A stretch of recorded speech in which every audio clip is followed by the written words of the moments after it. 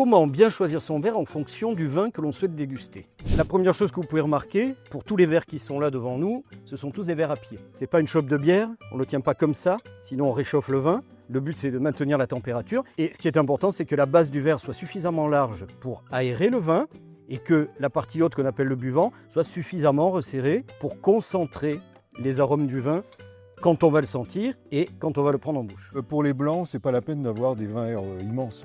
Pour l'essentiel des blancs, ils ont moins besoin d'aération que l'essentiel des rouges. Un vin, il a été prisonnier dans une bouteille. On s'aperçoit par exemple que les très grands Bordeaux, si on les débouche la veille, ils sont toujours meilleurs le lendemain. C'est pour vous dire que l'aération est vraiment nécessaire. Moi, je donnerais comme conseil de toujours servir les vins en rouge assez frais, parce qu'ils se réchauffent très vite dans la pièce. Également, ne pas en servir trop. Ça ne sert à rien de servir ce qu'on appelle un canon de vin, c'est-à-dire la moitié du verre. D'abord parce qu'on ne peut pas le faire tourner dans le verre pour l'aérer, et qu'en plus, il va se réchauffer dans le verre. On peut aussi avoir un verre unique pour les blancs et les rouges.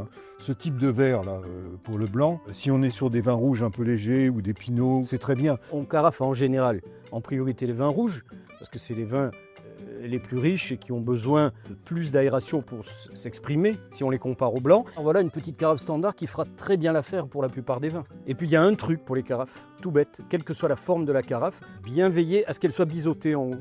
Et ce genre de carafe, quand elle n'est pas biseautée, le dernier verre de vin, vous mettez le vin partout sauf dans le verre. Donc il faut veiller à ça. Même si on est très amateur, voire connaisseur, passionné de vin, inutile d'avoir une gamme de verres de 10-15 verres différents. Une fois que vous avez trouvé le verre à vin rouge qui vous convient, un verre à vin blanc qui vous convient, les effervescents, aujourd'hui on ne les boit plus dans des flûtes, on les boit dans des verres à vin. Oui, ça c'est très bien par exemple. Pour le champagne. Et après, quand vous avez 3-4 modèles de verres différents, vous avez largement de quoi prendre du plaisir et de quoi servir au mieux l'essentiel des vins que vous avez dans votre cave.